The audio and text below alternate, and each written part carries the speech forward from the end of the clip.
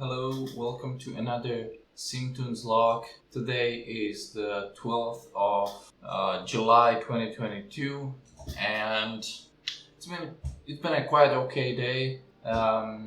In the morning, I've played CS:GO with Reckness, and it was quite fun. We've played 2 matches, and then we've played with bots, just some aim maps to practice a little bit, and I'm not really into CSGO, but recently I started playing a little bit because I wanted to play something new, and also a friend was playing, so I wanted to play with him. And I use all this like rest time and gaming time to kind of like I think I said it in one of the previous logs, but kind of like to offset the work and to clear my mind. So that's my justification for it, and it works. Most of the time it works, so like I don't have any issue with that. But yeah, so that's it, and I will continue doing so because like when I play something and work, then like during the game, just I don't think about work too much, and I just think about the game. And if I play with people, then I'm talking to them and we're discussing stuff.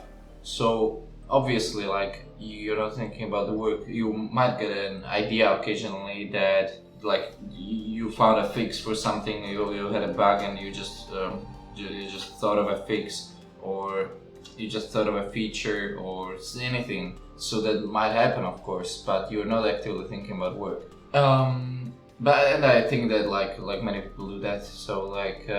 But that's not the point. So what I wanted to say is that we played, had fun, and then I worked on lighting in the garage in Regjaker. I've added a lot of little details to the level, more depth, so you like kind of feel that it's more realistic, like the atmosphere just feels more real.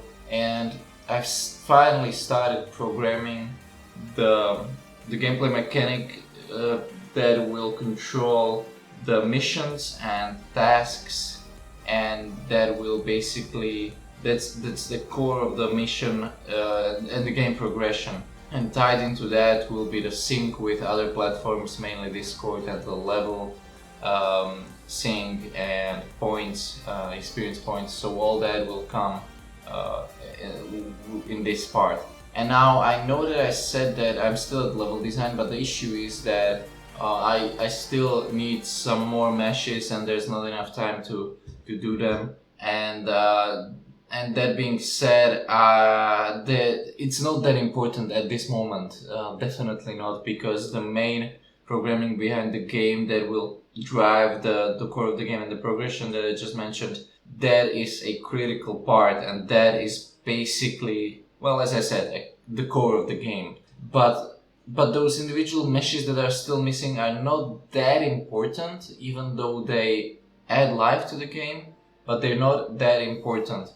So I thought that it would be smarter to continue, do as much work as possible, whatever I can do, I will, and save some time, and then get the meshes done later.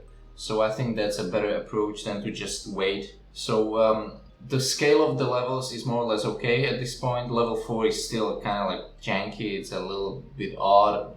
It's like can't get it to work well, but more or less like the scaling is fine for now. So and the polishing of the levels, like what I said, that in the morning I added some details to the levels and mainly to garage, and added some lighting improvements and tweaks and performance tweaks. That is probably the last part of level design for now, and then I will return when those meshes are ready and when I have the time to either make them or find someone who could. I have a graphics guy who would be able to, and he has a lot more experience with 3D graphics and modeling and sculpting than I do, but he's not available at the moment. So I have to continue on and then just return to it when there's time, because like I can do it, but it would take longer